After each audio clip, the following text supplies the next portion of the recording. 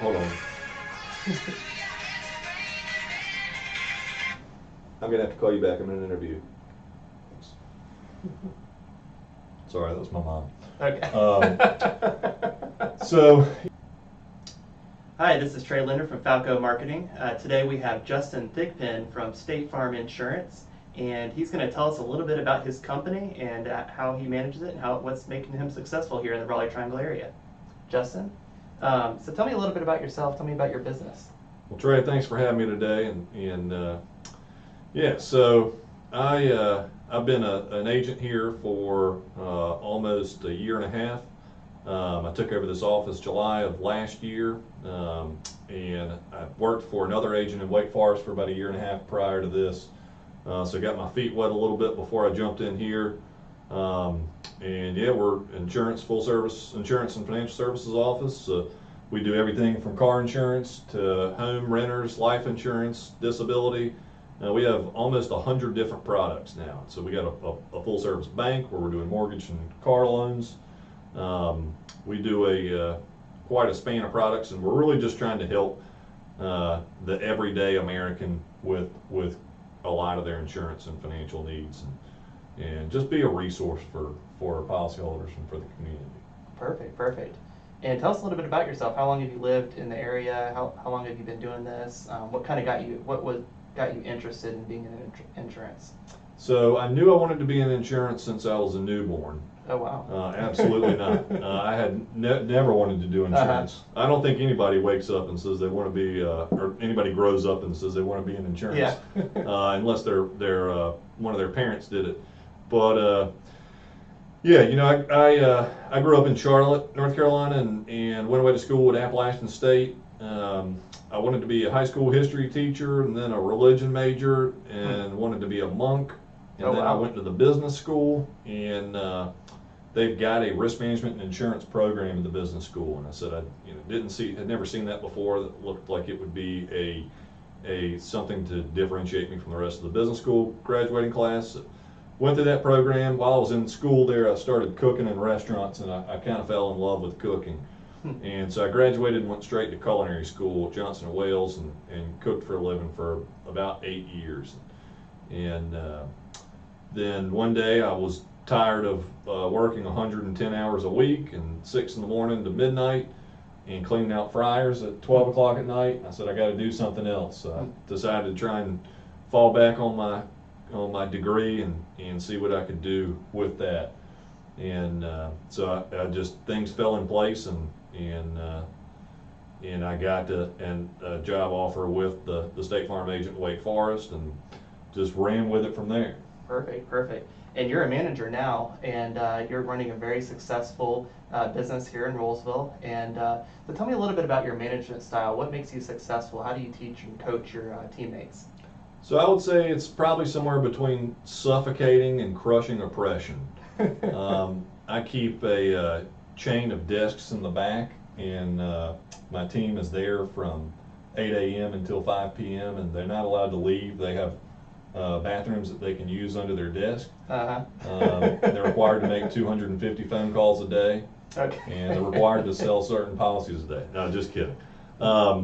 So yeah, I would say yeah, I like to be a coach instead of a manager, and especially with I have producers, and then I have team members that service our current clients.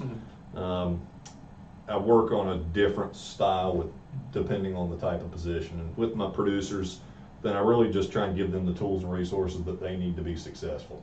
And that's being a coach, because I do have some young producers. I got a guy that's 23 and right out of school, and so trying to work with him and get him to where he needs to be.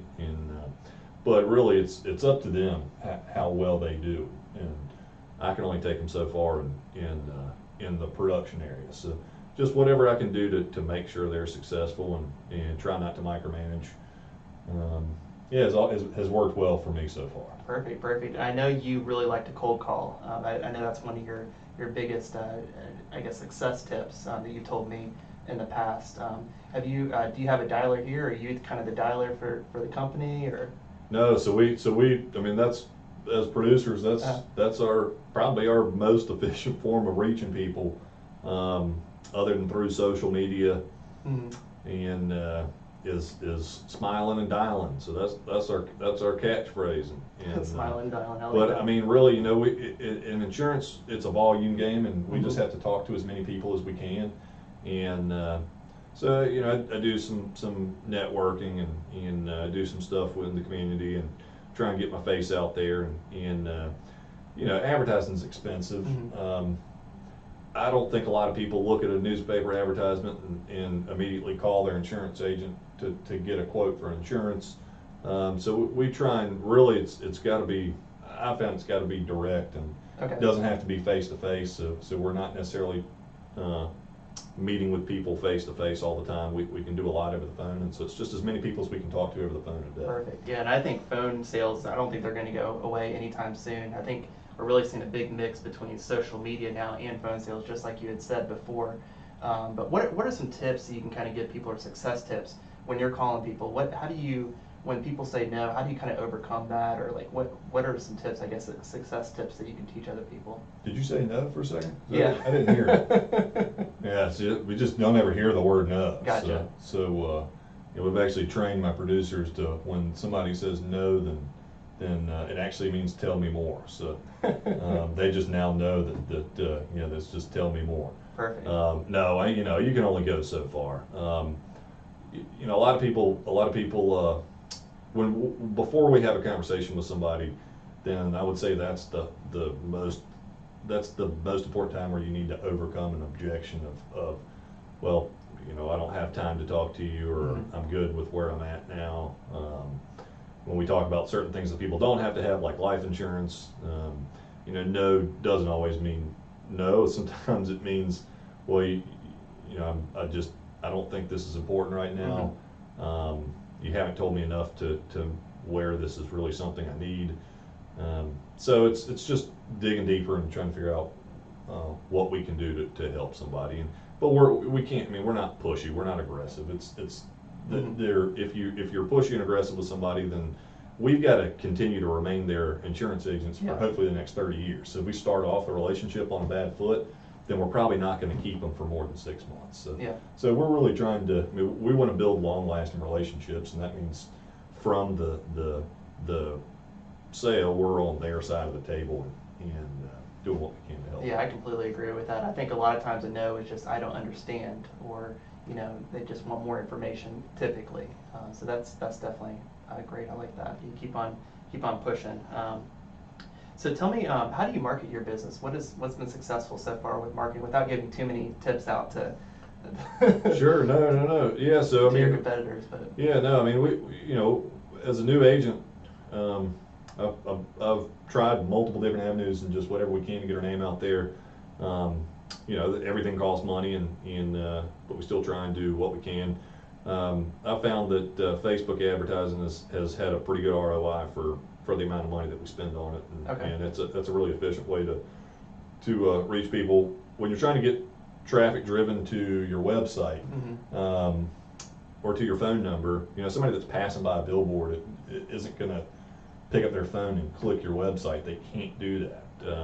Somebody that is reading the newspaper, again, I don't feel like they're necessarily picking up the phone and calling you. But when somebody's scrolling through their Facebook feed at 9 o'clock at night and they see your website and they can click on it and get a quote without talking to anybody or doing anything, I feel like that's where people want to do business nowadays. A lot of people, especially our generation. And so however much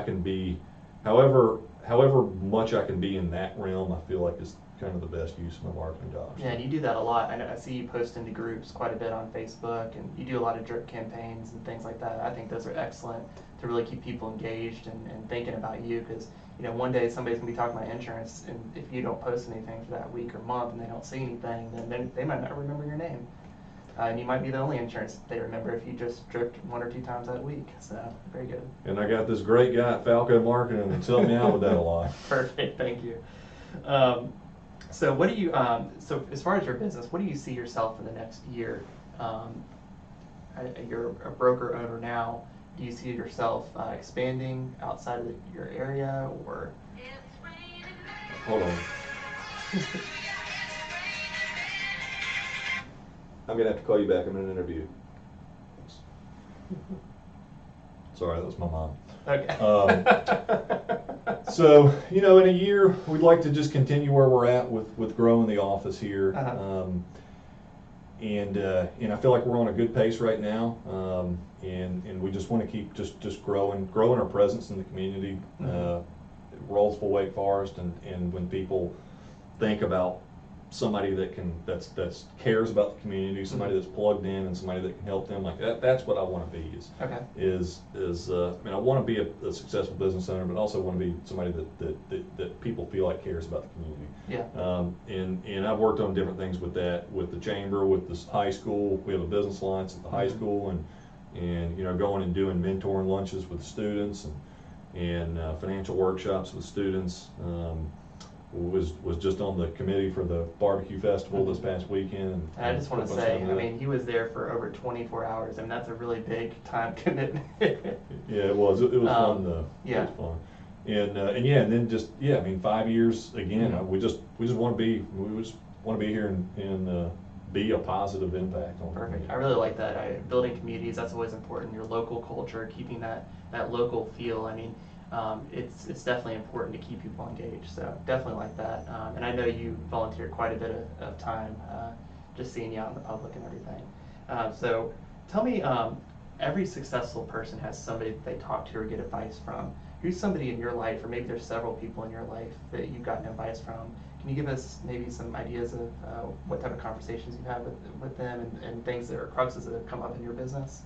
Yeah, man, I try and get advice from everybody that I can. Okay. And I've probably called more State Farm agents that want to talk to me to try and get their advice on how they've gotten to where they are.